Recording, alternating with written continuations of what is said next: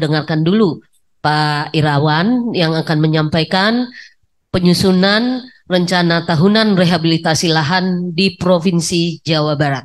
Kami tahu Provinsi Jawa Barat ini juga sangat intens, baik berkonsultasi, bahkan beberapa kali kami diundang sebetulnya oleh BPDAS Citarum Ciliwung. Bagus nggak ada ya? Bagus.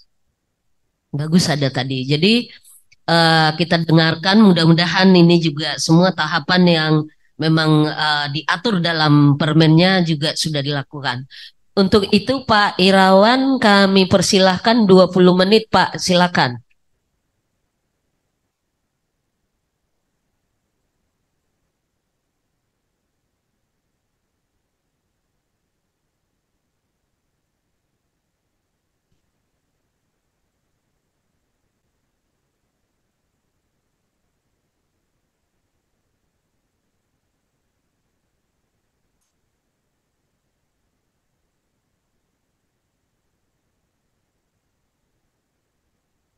Pak Irawan, mohon izin Pak, suaranya masih di mute.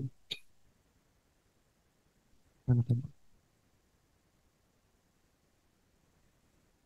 Oke, baik. Bismillahirrahmanirrahim. Assalamualaikum warahmatullahi wabarakatuh. Salam sehat, salam sejahtera bagi kita sekalian. Izin Bu Mary, Bapak Ibu sekalian yang tidak bisa kami sebutkan satu persatu, mohon maaf, kami tidak bisa hadir secara langsung dan saya tidak bisa menikmati makan siang bersama Bapak dan Ibu sekalian karena sesuatu dan lain hal, sehingga kami kondisi tadi pagi baru saja menyambut Pak Kepala Balai dari PPI ini. Sampai siang ternyata saya tidak bisa mengejar waktu dan berlomba ke Bogor. Akhirnya dengan tidak mengurangi rasa hormat saya sajikan paparan ini secara virtual. Baik, Bapak dan Ibu sekalian, jadi untuk kegiatan penyusunan RTN-RL dan RTN-RH, karena kebetulan kami di Provinsi Jawa Barat ini memiliki Tahura Juanda, jadi dalam penyusunan RTN dan RL-nya kami dapat dua-duanya lagi, demikian. Sementara untuk RH, karena posisi Tahura sendiri berada di bawah kita, jadi di UPT, namanya UPTD Tahura Juanda. Di dua sesi sekaligus mungkin dalam penyusunan ini kami laksanakan secara simultan.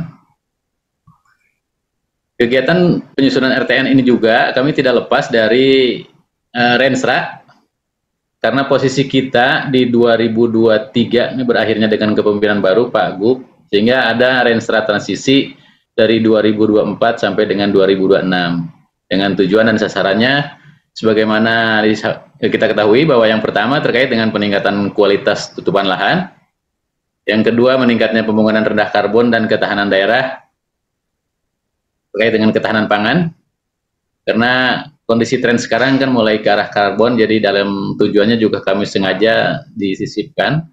Yang ketiga meningkatnya pertumbuhan sektor pertanian, kehutanan dan kelautan serta perikanan, dengan sasaran diharapkan dari Renstra yang kita bangun di Renstra transisi, yaitu meningkatnya luas tutupan lahan berhutan, menurunnya emisi gas rumah kaca sejalan dengan misi kementerian dalam hal ini terkait dengan net policy 2030. Dan yang ketiga meningkatnya pemanfaatan potensi ekonomi sumber daya hutan. Nah, perlu Bapak dan Ibu sekalian ketahui bahwa kondisi kami di pemerintahan Provinsi Jawa Barat sesuai dengan Perda 2020 tahun 2014,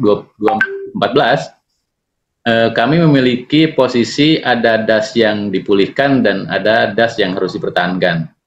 Sementara untuk yang dipulihkan kami memiliki sekitar 59 DAS dengan komposisi dari luas Jawa Barat itu di angka 79,43 dan 134 DAS yang perlu dipertahankan dengan komposisi dari luas Jawa Barat itu di angka 20,57%. Adapun terkait dengan kondisi tutupan lahan dan dalam hal penyusunan skala prioritas terkait dengan RTN, RL, dan RH, kami tetap memperhatikan beberapa potensi lahan kritis dan proporsi dari sisi luasan. Karena terus terang Jawa Barat dengan kondisi topografi yang dari mulai dataran tinggi sampai dataran rendah itu sangat berdampak dan secara signifikan jumlah DAS-nya pun cukup lumayan. Dan alhamdulillah berkat kerjasama kami ternyata Bu Mary, hidup mendua bersamamu itu alangkah enaknya ternyata Bu. Jadi kami memiliki BPDAS Cimanuk dan BPDAS Citarum. Jadi alhamdulillah berkat kolaborasinya teridentifikasi dari sekian puluh das ya, dan terakomodir dalam SK kita di kondisi lahan kritis sesuai dengan SK Pedas RH 2022, kami memiliki lahan kritis di angka 829.556. PR-nya cukup berat ini Bu Mary. Nah, kemudian juga kami memiliki rencana strategis terkait dengan luas penanganan lahan kritis, jadi secara proporsional dan mungkin rasional lah kami sengaja susun untuk penanganan di renstra transisi ini 2024, 2025 sampai 2026, angkanya secara skematis bagaimana disajikan. Untuk 2024 kami mencoba target realistisnya di angka 29.600, kemudian 2025 di angka 33.300 dan 2026 di angka 37.000. Harapannya kenapa angka di 2026 itu kami sengaja tinggikan dan mengalami peningkatan secara berurutan dan signifikan.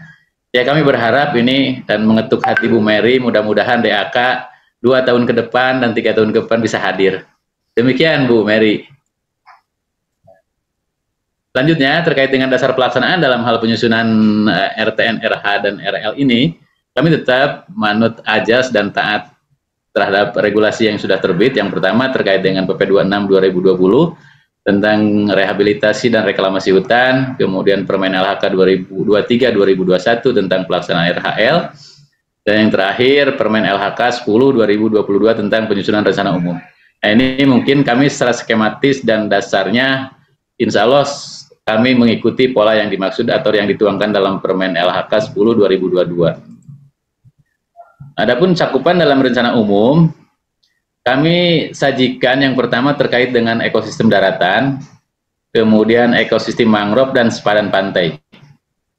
Nah, yang terkait dengan ekosistem di daratan, yang meliputi dalam kawasan hutan dan luar kawasan, dan untuk yang dalam kawasan hutan, alhamdulillah nih teman-teman dari BPDAS, 2 BPDAS, kelihatannya mereka lebih duluan dan kami ini dalam proses penilaian nih Bu. Mudah-mudahan lulus sih. Saya berharap sekali uji kom nih saya udah bisa lulus dah. Kemudian yang kedua terkait dengan ekosistem mangrove dan sepadan pantai. Jadi kami fokus di mangrove. Alhamdulillah mungkin di 2024 nanti insya Allah kami akan melaksanakan dengan skema pembiayaan. Secara umum untuk perencanaan RU di 2024 kami mengandalkan dari APBD. Dan ini lagi noong-noong nih, saya lagi ngintip sama teman-teman di 2 BPDAS ini, mudah-mudahan lada diperbanyaklah kegiatan RHL-nya di luar kawasan, itu harapannya. Baik, selanjutnya terkait dengan ditetapkannya SK Menteri Kehutanan MLHK nomor 10054 tentang rencana umum RHL. Kami coba sajikan juga dan mengikuti pola yang disampaikan sebagaimana yang tersaji barangkali untuk mempercepat proses. Ini mulai lanjut ke tingkat rencana tahunan rehabilitasi lahannya. Karena terus terang kita juga mengikuti secara prosedural terkait dengan penyusunan di T-1 yang bersifat operasional, berisi lokasi definitif kegiatan RHL, volume kegiatan kebutuhan bahan dan upah. Jadi kami mencoba sajikan dengan skema pembiayaan sesuai arahan dari kementerian terkait dengan NSPK-nya. Kami juga di tingkat Pemprov sudah mulai penyusun terkait untuk pedoman SSK dan segala macamnya yang melalui skema pembiayaan, karena terus terang posisi kita di sektor kehutanan itu kan bersumber dari APBD yang notabene nanti arahannya atau referensinya kita mengacu ke Kemendagri melalui SIPD-nya. Itu yang terkait dengan rencana tahunan, jadi RTN, RH, dan RL. Karena RH tetap kita masih ada, ya terkait dengan kita posisi untuk mengakomodir teman-teman yang berkegiatan di Taman Hutan Raya Juanda. Next, ya terkait dengan RHL Jawa Barat pada tahun 2023, ini secara komposisi per kabupaten, ya kami sajikan ada sekitar 18 kabupaten kota dengan grand total di angka 56.742-an untuk agronya, kemudian hutan kemasyarakatan, ada kawasan konservasi dan hutan rakyat. Di hutan rakyat kami di angka 2.726 dan kemudian yang di mangrove di angka 1.156, sehingga total vegetatif kita secara rasional mungkin plus kegiatan yang lainnya karena skema pembiayaan mungkin nanti bisa dilihat di angka 60.883.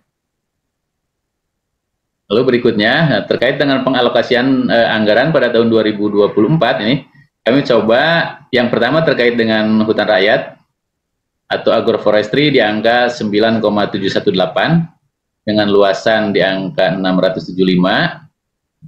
Kemudian bangunan BKTA ini, mohon maaf ini belum muncul di nilai nominalnya.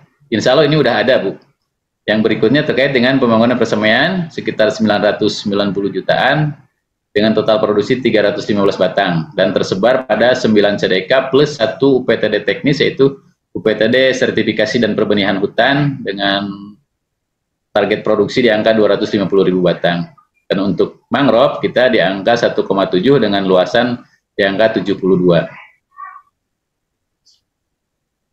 Berikutnya, terkait dengan tadi yang disampaikan dengan dari sisi target luasan serta bagaimana kita mengelaborasi dengan semua stakeholder yang ada, kami taat ajas Ibu moderator ini, apa yang digadang-gadang oleh Pak Sekda kami bahwa kita ini kalau bekerja itu bukanlah Superman, tapi kita ini kalau dalam bekerja adalah super team. Nah, kami coba skemakan beberapa runutan apa yang dikatakan dengan team ops teamnya ini, sebagaimana yang disajikan dalam tayangan, itu baik pemerintah pusat, pemerintah desa, provinsi, kabupaten. Nah, kami coba jaring, karena kita punya teman-teman kita yang di tingkat tapak, yakni teman-teman kita yang penyuluh, dari mulai identifikasinya dengan tokoh-tokoh masyarakat, kemudian yang tergabung dalam kelompok taninya juga, kemudian dengan pemerintah pusat, alhamdulillah, kami dengan Kementerian LHK udah jelas, kemudian Kemen PUPR, dan kemarin juga untuk Rehabda sudah mulai kelihatan hasilnya. Nah, sementara dengan dinas di tataran kami di tingkat provinsi, teman-teman yang bergerak di sektor kegiatan tanam menanam, baik itu yang pertanian secara umum, kemudian perkebunannya dan juga horti ini teman-teman. Jadi kita apresiasi dengan kegiatan mereka ada bercocok tanam, kita ada yang dikatakan dengan modelnya itu Simantri Bibit. Nah, aplikasi itu merupakan bentuk apresiasi dari Pak Gubernur manakala teman-teman yang bergerak di sektor itu setelah selesai melaksanakan penanaman ataupun sebelumnya mereka sudah laporkan, pada hari itu juga kita terbitkan yang dikatakan dengan sertifikasi bibit. Itulah mungkin yang peran kita di komposisi tim op tim ini. Balik kembali ke tadi terkait dengan rencana penyusunan di RURHL maupun RURH ini, kami mencoba mengelaborasi karena kita kalau semuanya mengandalkan ke konsultan, kami mendapat teguran juga Bu dari Pak Sekda, konon kabarnya apa itu kerjaannya sampean katanya kan.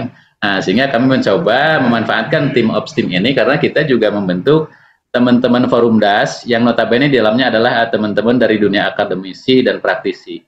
Sehingga kami dalam penyusunan RTN, RL maupun RH ini, kita coba memanfaatkan tenaga mereka yang bergerak di dunia akademisi, misalkan memiliki kapasitas atau kapabilitasnya di sektor kehutanan, di sektor kegiatan sipil teknis, insya Allah kami selalu libatkan. Dan alhamdulillah rasanya kondisi sekarang untuk penyusunan di 2024 ini, yang kami susun 2023 ini, itu tadi saya besar harapan di tahap penilaian kami jangan terlalu banyak harus ujian ngulang itu Bu. Kalau bisa mah ya barangkali tahapan ini sekali ini mungkin ke teman-teman kami yang melaksanakan penilaian dalam hal ini BPDAS, karena Pak Kadis tadi pagi sebelum berangkat ke Gedung Sate udah mau tanda tangan itu, cuman saya terburu-buru beliau jadi baru saya paraf itu.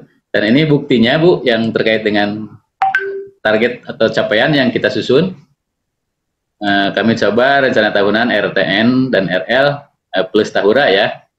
Kemudian juga ini pengesahannya insya Allah mungkin dalam bulan ini Desember berakhir. Kita bukan sebelumnya, besar harapan kami ini barang ini udah nyampe ke Pak PJ Gubernur, sehingga akan segera ditandatangani. Dan insya Allah mungkin kalau tidak menutup kemungkinan kami akan berkunjung langsung ke Jakarta setelah ditandatangani oleh kedua balai ini Bu. Itu saja barangkali Bu Mary yang bisa kami sampaikan. Terima kasih banyak atas partisipasinya dan kolaborasinya teman-teman dari 2 BPDAS. Kemudian juga saya banyak terima kasih bagi tim kami yang ada di bidang khususnya plus 9 CDK atas bantuannya dan juga BPDAS dari baik Cimanuk ataupun Citarum. Demikian yang bisa saya sampaikan, lebih kurang mohon maaf. Saya akhiri dengan billahi taufiq wal hidayah. Wassalamualaikum warahmatullahi wabarakatuh.